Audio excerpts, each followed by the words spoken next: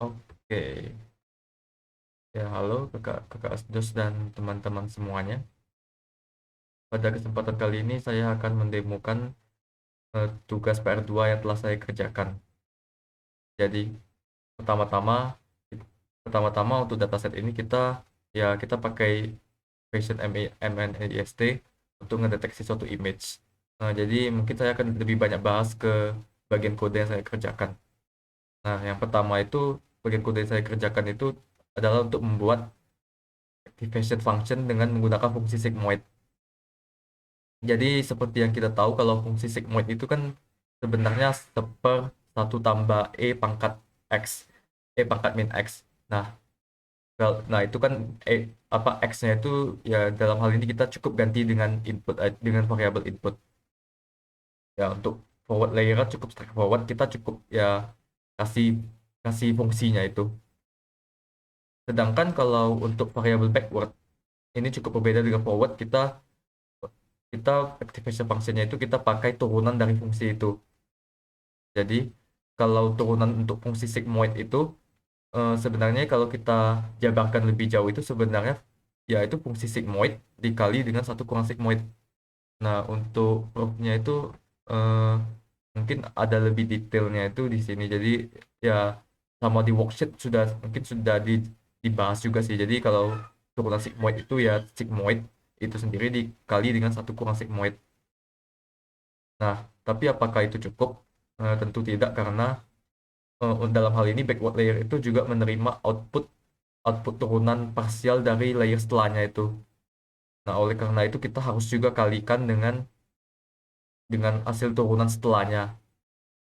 Yang mana ini nanti nanti kalau diimplementasi lebih jauh itu kita bakal update update wake sama biasnya itu pakai backward function ini.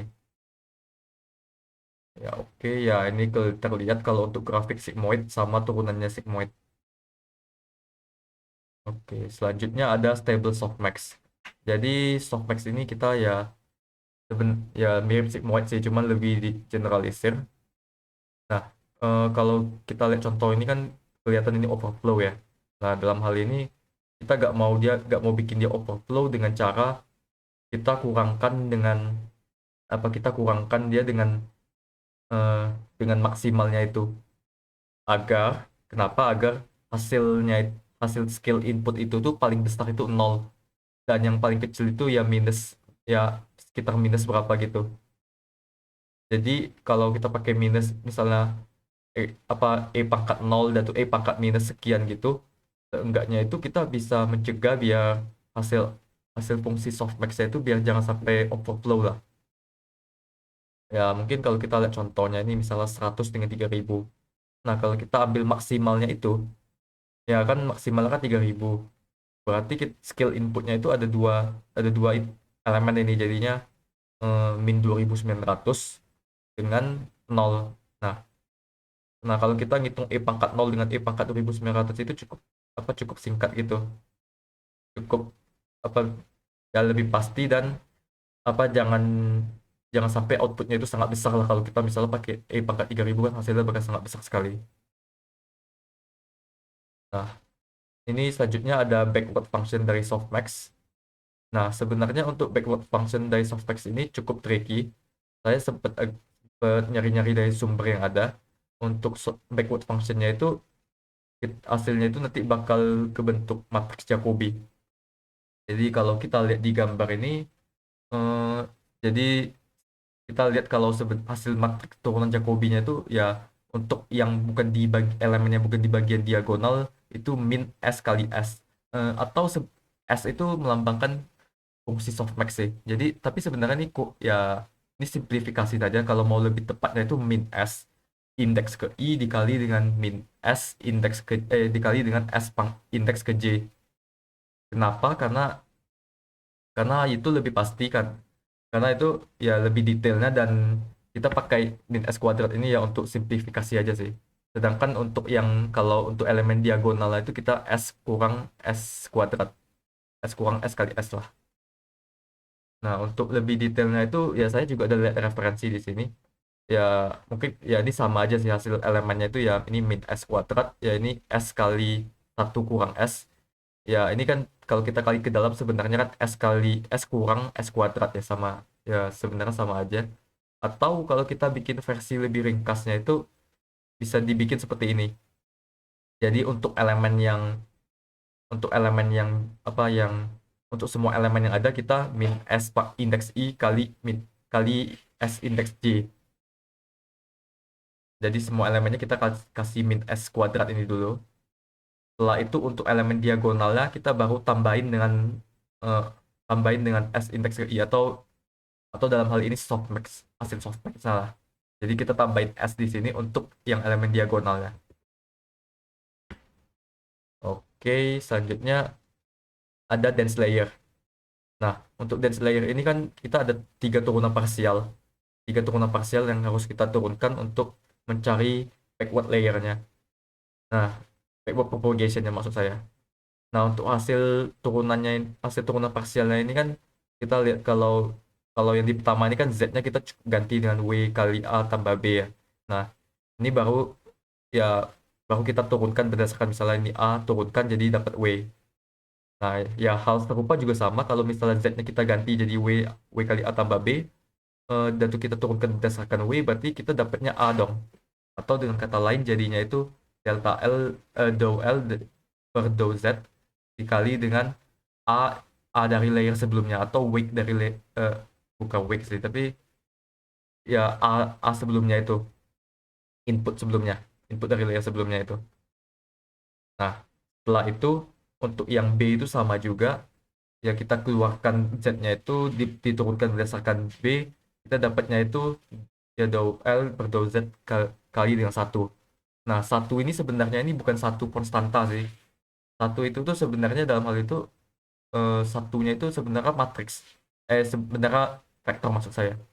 Jadi kalau vektor satu semua, misalnya ada ini dou L per dou Z itu misalnya ya anggap aja kalau hal ini sebuah vektor misalnya. Kalau sebuah vektor vektor dikali vektor kan berarti kan itu dot product ya. Nah, karena itu dot product, jadinya itu hasilnya apa ini kan kalau kita ambil baris, misalnya ini matriks satu ini kita ambil baris pertamanya. Ini kan hasilnya kan berarti kan jadinya dot product itu ya. Ini dengan apa elemen di sini dengan dikali dengan satu semua. Nah, itu kan sebenarnya sama aja kita dengan penjumlahan semua elemen di sini dong untuk baris yang ini. Nah, makanya untuk yang turunan itu kita pakai dengan sum penjumlahan dari yang biasnya itu, atau dalam hal ini grade outputnya.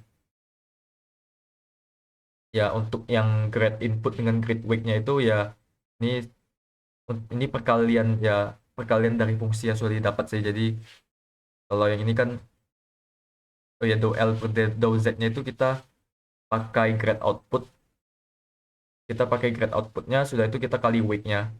Ya ini input dikali outputnya juga. Ya ini sebenarnya masukin rumus yang sudah ada aja sih. Nah, untuk yang forwardnya ya ini cukup straightforward karena forwardnya itu sudah dikasih tahu kalau ini sebenarnya W dikali A atau inputnya ditambah dengan bias. Ya jadi kita kalikan saja, sudah itu ditambah dengan biasnya itu berapa. Oke, selanjutnya kita akan bahas mengenai binary log function, log loss. Jadi untuk loss-nya ini kan ini sebenarnya loss function yang dipakai untuk fungsi sigmoid sih. Jadi kalau kita lihat sebenarnya itu kan ini kan fungsinya itu kan berarti y kali log p tambah satu kurang y kali log satu kurang p. Y ini sebenarnya ini hasil sebenarnya, kalau yang p ini hasil prediknya itu. Jadi kalau kita lihat y-nya itu ya ini y-nya yang hasil sebenarnya, sedangkan yang p-nya itu hasil prediksinya itu.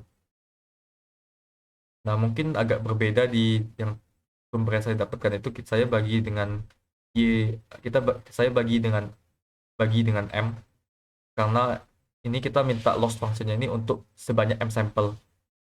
Karena itu kita bagi dengan sebanyak sampelnya itu, atau dalam hal ini ukuran sampelnya itu sama dengan ukuran dari y terus sih. Selanjutnya untuk turunan dari fungsi ini. Sebenarnya ini bisa diturunin sendiri, cuman kalau dari ya kalau kita mau lebih singkatnya lagi, dari turunan itu tuh dari turunan itu tuh sebenarnya kita tahu kalau hasil turunannya itu jadinya itu satu per P kali satu kurang P, Y kurang P. Ya P itu yang prediknya, yang Y itu yang nilai actualnya. Oke, jadi itu sama ini untuk yang softmax function. Untuk softmax function ini saya pak untuk softmax function ini ya saya ikuti fungsi yang telah ada di sini. Ya ini sama saya bagi bagi dengan ukurannya M ini, M sampel. Nah, mungkin Anda bertanya kalau kenapa saya tambahin satu E min 40 ini ya. Ini karena kalau ketika saya coba itu kalau misalnya apa terjadi error kalau misalnya itu Y pred-nya itu ada satu elemennya itu yang nol. Kalau misalnya log nol itu kan kita tahu kalau itu sebenarnya undefined itu ya. Nah, apa terjadi satu error lah pokoknya di situ. Jadinya saya tambahin satu nilai yang sangat kecil lah untuk mencegah error itu. Ya mungkin ini jadi agak error sedikit tapi saya taruh nilainya sangat kecil sih, benar-benar sangat kecil nih biar biar pertimbangan satu sesuai dengan nilai sebenarnya itu. Kedua, biar errornya ini jangan sampai terjadi. Oke, untuk yang keduanya ya ini softmax ini saya pakai ya ini sebenarnya turunannya saya cari dari sumber yang ada juga sih. Soalnya kalau diturunin sendiri yang ini agak tricky sih kalau untuk turuninnya. Waktu itu jadi saya ketemu di suatu sumbernya itu ternyata turunannya itu bisa dijadiin yang sangat singkat. Jadi Y predik dikurang Y dengan Y true-nya itu. Oke. Nah, untuk optimizernya ini kalau dicontoh kan sudah eh, dijelasin tentang gradient descent ya. Cuman kali ini eh, mengisi kodenya itu untuk yang momentum optimizer. Jadi sebenarnya momentum optimizer itu mirip-mirip aja sih dengan bias op- eh, gradient descent optimizer yang biasa. Cuman bedanya itu dia ada suatu variabel velocity. Velocity yang ya ini kalau kita lihat rumusnya kan berarti beta kali eh, velocity-nya itu sendiri ditambah satu kurang satu kurang beta dikali dengan weight-nya itu turunan dari weight-nya. Nah, beda kalau yang di gradient descent kan berarti biasa kan weight yang ada kurang learning rate kali turunan weight-nya langsung kan ya. Kalau yang ini kita kalikan dengan velocity-nya itu. Nah, nah jadi dalam hal ini apa implikasinya? Eh, Kalau kita pakai velocity ini, jadinya itu kalau gradient descent kan biasanya kan naik turunnya kan itu kan lumayan stabil itu ya. Tapi kalau velocity ini pada saat awal-awal training itu dia cukup agresif di awal karena dia ngambil weight yang sebelumnya ini. Ya ini tergantung betanya sih. Tapi seiring dengan berjalannya training itu nanti lama-lama dia tuh bakal bakal stabil gitu. Bakal stabil untuk apa berubahnya. Jadi kalau di awal-awal dia benar-benar sangat agresif sih. Hmm, oke. Ya ini biasa ini saya pakai yang biasa. Kenapa? Kalau saya lihat di code ini mungkin asumsi dari saya sih. Kalau saya lihat dari kodenya ini kan kodenya kan nggak boleh diubah ya. Sedangkan ini kan kita velocity dan tuh pakai layernya berapa gitu ya. Nah, sedangkan kalau misalnya saya mau tambahin velocity untuk si biasnya itu kan mungkin bisa aja sih, cuman jadinya itu takutnya kayak apa ya? Apa ya? Mungkin nggak takutnya nggak sesuai dengan ekspektasi asdosnya sih. Asdos ya. Jadi saya pakainya itu jadi saya cukup pakai yang ini aja karena kalau saya lihat di kode snippetnya itu saya asumsiin ini cuman pakai weight untuk weightnya aja.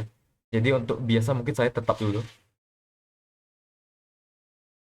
Ya mungkin kalau kita lihat ini ada hasil trainingnya sama ya mungkin itu saya bahas lebih jauh sih di bagian analisis sama ya itu learning rate-nya ada saya ubah. Learning rate untuk hasil training itu saya ubah jadi lebih kecil dan itu penjelasannya itu ada di bagian analisis. Ya, jadi Sekian untuk demo dari saya dan terima kasih.